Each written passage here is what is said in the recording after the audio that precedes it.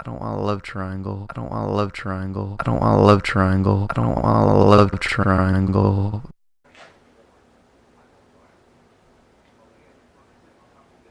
Oh, fucking A. Inducing soul.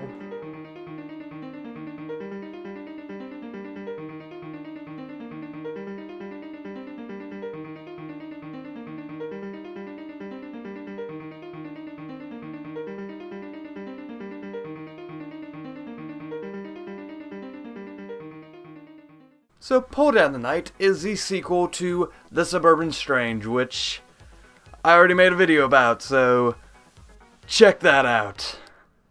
Yeah. Anyway, that being said, there's going to be some spoilers of the last book in this review, so keep that in mind. That being said, this is Social, I am Soul, and I will be your unkind host for this review. Anyway, hey kids, welcome back to Suburban High School, where the supernatural and strange happens, like, every day, and no one seems to give a fuck anymore, and maybe due to the events of the last book, I don't know, nobody raises an eyebrow anymore, we're not gonna question it. It's a new book and a new year here at Suburban, and we've dumped our old main character and have a new protagonist.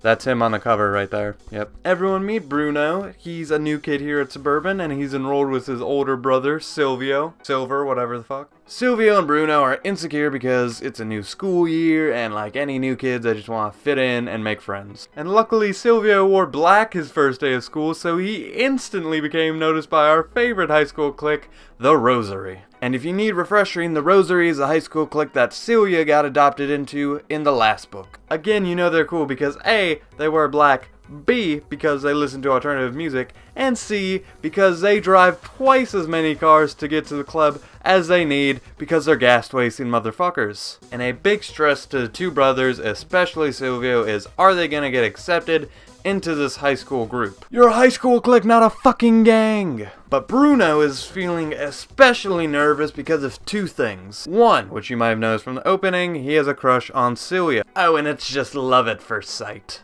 And by love at first sight, I mean the first time he saw her, he was creeping in her backyard and saw her through her window and just watched her. Just watched her.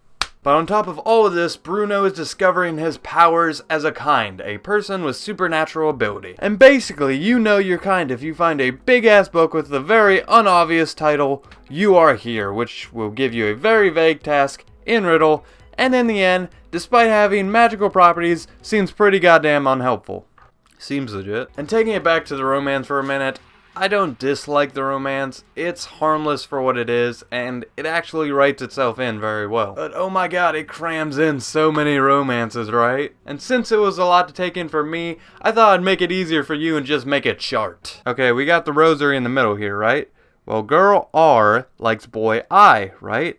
And meanwhile, guy I likes smiley face girl over here. And girl L is kind of having a thing with frowny face boy over here, but that's kind of iffy, like, you know.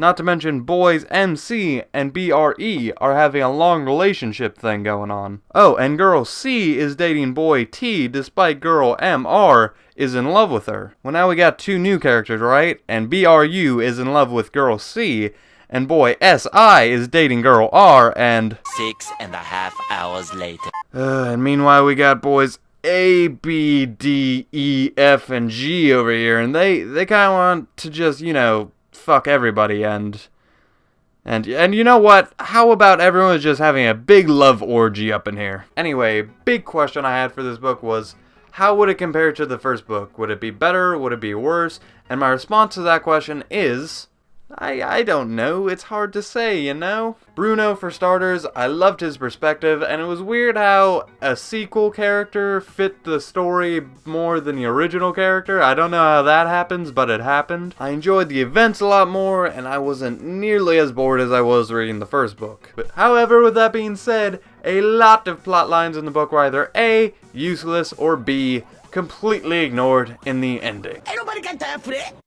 Yeah, the ending kind of left a bad taste in my mouth, but that doesn't defeat how much I enjoy the book. It only negates how awesome this book could have been. And that's why I kindly give Pull Down the Night the same rating I gave its sister, which is a 3 out of 5. With all that being said, please stick around after the credits for our spoiler section. Please subscribe, have a wonderful day, give somebody a Bruno hug, and with that, I leave you.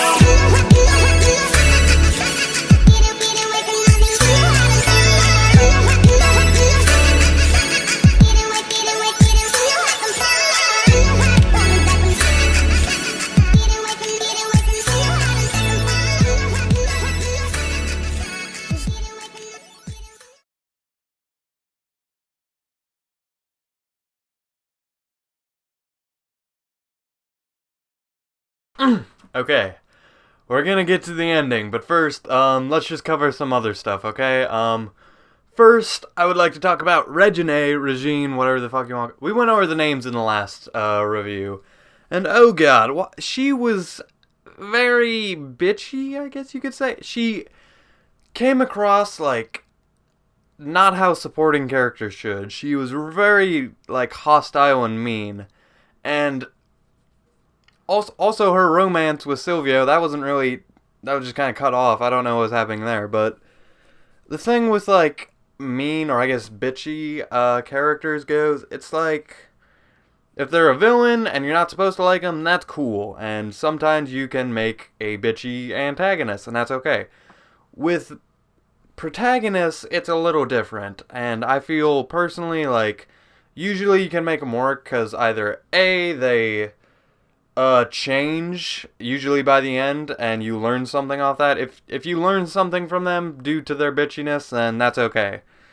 Or B, it's like the story's trying to tell you something. Like, I can't remember how many stories, Spirited Away, series of unfortunate events, where all the characters were just fucking mean, but you learn something from those characters. With Regine, I didn't learn anything. She was just kind of a bitch. Also, shout out to Marco's speech at the end. That was great. Like, he gave us a speech. It went something along the lines of, like, throughout high school, you're trying to figure out who you are, and you kind of give different personalities to yourself, and, like, you kind of find yourself somewhere in there, and, like, I went through that myself, and, like, I had, like, identity issues, and I really resonated with that. That was my favorite part of the book, easily. The Marco and Bruno romance thing, that didn't make much sense to me. I'm sorry, I didn't really like that. You could have just not had that. You could have done anything but that, and I would have been fine. I don't, like, hate it. It just didn't really make sense to me. Like, I make out with all my friends, even though they don't even like my gender. That makes sense. Anyway. Okay, let's go in a list of the things the book just decided not to fucking deal with at the end. It didn't deal with the ghosts. How are you going to introduce ghosts, not explain a goddamn thing? It didn't explain anything about the last villain.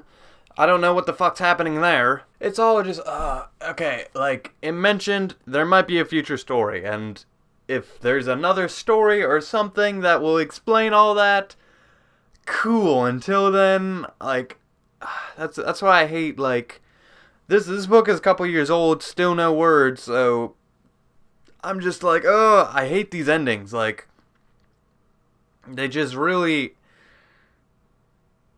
they kind of just destroy this review process. It's like, I want to review a story, but that's the thing about stories. They never end. They never end. There's always something, even if it's outside the book. If it's a marketing thing, if there's like a spin-off or something 100 years from now, that might affect my view of this book in particular. Like, because they'll address something, it's like, oh, that makes up for that. And it's like, oh, why can't we just finish goddamn stories? Cover the plot! God damn it, Nathan! That's very strange. I swear to you, I don't remember drawing her at all. Celia looked concerned. What could that mean? Maybe someone is coming, Bruno suggested. Wouldn't that be interesting? Yeah, it fucking would be. You want to write about it?